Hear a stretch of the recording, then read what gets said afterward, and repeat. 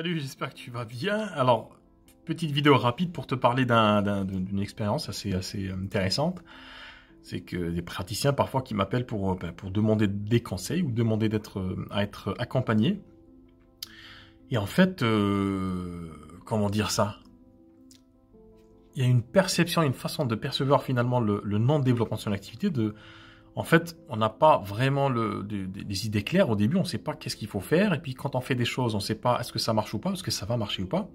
Et la première chose à faire, et c'est ce que je dis quasiment à toutes les personnes avec qui je discute, c'est de se recentrer sur l'essentiel. C'est quoi cet essentiel-là? C'est ça me fait rire parce que je te dirai après pourquoi ça me fait rire. En fait, c'est une expression. Et l'essentiel, c'est quoi? C'est ce que j'appelle la grande idée. La grande idée qui se cache derrière cette activité. Parce qu'au-delà de l'activité, en fait, il y a un rêve. Il y a un rêve, il y a une volonté de changement ou d'émancipation. Alors moi je conçois parfois que je rencontre des praticiens qui courent symboliquement, qui font un sprint, c'est-à-dire que ils ont peut-être été dans une situation délicate, inconfortable, peut-être douloureuse, et ils se sont libérés. Et voilà, c'est comme un esclave qu'on libère, et il trace.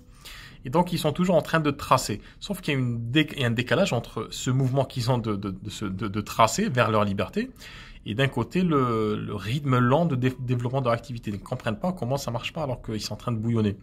Et c'est quoi la phrase en fait qu'on m'a sorti tout à l'heure dans la discussion? Ouais, l'essentiel, je le sens au fond de moi. Je sais que une discussion que j'ai eue avec une praticienne, je sens que cette énergie, je l'ai. Je sens que voilà, j'ai cette énergie, j'ai ce dynamisme, j'ai cette fougue en moi-même pour justement pour communiquer, pour bien être visible. Par contre, voilà, je sens que c'est bien au fond de moi et que voilà, ça sort pas. Donc moi, ce que je lui dis, c'est écoute, fais sortir ce truc du fond et voilà. Si tu as un compte Facebook, il faut tartiner ton compte Facebook de ça. Tartine ta vie de cet essentiel qui est au fond, il faut le faire sortir du fond. Pourquoi? Parce que quand on reçoit des gens qui souffrent, et c'est un truc qu'on oublie très souvent, quand on a une posture de praticien, quand on est passé de l'autre côté, quand on reçoit des gens qui sont en souffrance, alors on a tendance à leur parler comme des praticiens. Tu me dis, ouais, c'est un classique. Donc on a tendance à être un peu... Alors, on essaie d'être un peu humain, mais il faut être un peu technique, parce qu'il faut qu'ils voient quand même qu'on est des gens voilà, qui ont fait des études, qui ont une certification, qui ont peut-être un diplôme. Donc c'est comme ça qu'on perçoit la chose, qu'on se dit, il faut que je fasse exactement comme ça pour être bien vu. Et on oublie qu'en face, on a des gens qui sont en souffrance, qui ont une demande très spécifique. C'est une demande qui est peut-être pas très intellectualisée, c'est plutôt du domaine du ressenti. Et ce qu'ils ont besoin d'avoir en face, c'est une personne qui soit énergique, qui soit dynamique, et une personne finalement c'est-à-dire dans sa communication et dans sa façon d'être, dans sa posture, il faut qu'on voit de suite que cette personne-là peut nous aider réellement, concrètement. Et qu'elle a les tripes et les compétences pour faire ça. Alors comment faire ça concrètement? Faites sortir cette énergie que vous avez en vous, que tu as en toi. Arrête de la laisser au fond. Pourquoi? Parce que c'est une question de cohérence finalement. Les personnes qui viennent nous voir, qui viennent voir un praticien ou un thérapeute, ils font un effort énorme. Donc c'est pas évident, c'est pas quelque chose de facile pour ces personnes-là de venir voir un praticien ou un thérapeute et lui dire écoute, j'ai mal, ou je souffre, ou je ne vais pas bien. Cette décision est une décision qui est lourde et qui est douloureuse. Donc parfois dans certaines thérapies, on déballe des choses assez conséquentes, assez lourdes. Donc si la personne qu'on souhaite accompagner quand on est thérapeute, si cette personne-là, on lui demande finalement de faire cet effort-là et de venir nous voir et de faire un effort, aussi au niveau de l'accompagnement, c'est-à-dire de prendre vraiment la responsabilité de cette transformation, de ce changement-là. Nous, en tant que praticiens, quand on est thérapeute, il faut qu'on ait au minimum la même énergie que ces personnes-là qui viennent nous voir. Au minimum. Pour moi, il faut au minimum le double. Il faut vraiment que le truc qui est au fond, ce truc-là qui nous fait vibrer, il faut qu'il crie. sa raison d'être. Il faut qu'on le ressente sur nos réseaux sociaux, sur toute notre communication. Il faut sortir un petit peu de ce schéma-là, de se dire je vais communiquer de manière très corporate, très institutionnelle. Je suis le ou la thérapeute, bien propre sur moi, je parle bien, il n'y a pas d'écart, il n'y a pas de... La voix est monotone, il n'y a pas de... Parce que peut-être on va se dire que je suis pas assez professionnel si je commence un petit peu à parler comme je parle dans la vie de tous les jours. Hein. Donc ce que je vais faire, c'est que je vais parler comme un praticien, comme une thérapeute ou un thérapeute. Et comme ça, ils vont voir que je suis quelqu'un d'expert. Alors ça, c'est de la connerie. Je te le dis comme je le pense, c'est de la connerie.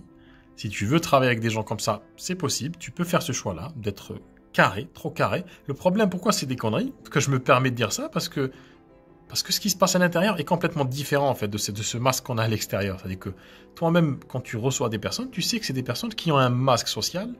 C'est un masque qui est fait pour masquer cette douleur-là, ces contraintes, et pour masquer les chaînes en fait que les personnes ont, ou la souffrance. Et quand les gens viennent en séance, c'est pour justement éclater ce masque, pour ne plus avoir de masque finalement. Ne plus avoir de protection. Pourquoi? Parce que peut-être en se reconstruisant, on n'a plus besoin de ce bouclier-là. Donc on ne peut pas avoir un bouclier, un masque soi-même, et puis demander aux gens d'ôter leur bouclier. Il faut que ça soit symétrique, il faut que ça soit cohérent. Et les praticiens et les thérapeutes sont les premières personnes justement à avoir expérimenté la douleur. Dans l'extrême majorité des cas, ce sont des personnes qui ont expérimenté des situations d'inconfort. Et pour développer ces activités-là, qu'est-ce qui les a menés finalement à développer ces activités? C'est justement le fait de transcender ces douleurs-là et d'aller au-delà finalement de ces douleurs, se dire je peux aller au-delà pour moi et pour les autres. Donc, si tu veux vraiment travailler,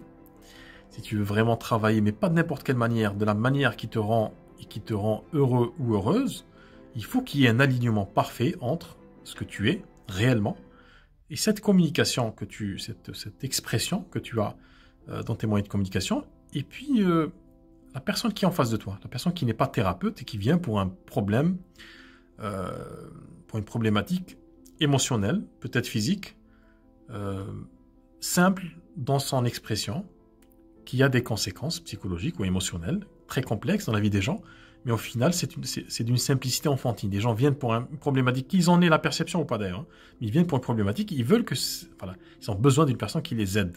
Et pour avoir besoin de ces personnes-là, il faut que ces personnes-là, les thérapeutes et les praticiens, assument finalement ce truc qui est au fond d'eux,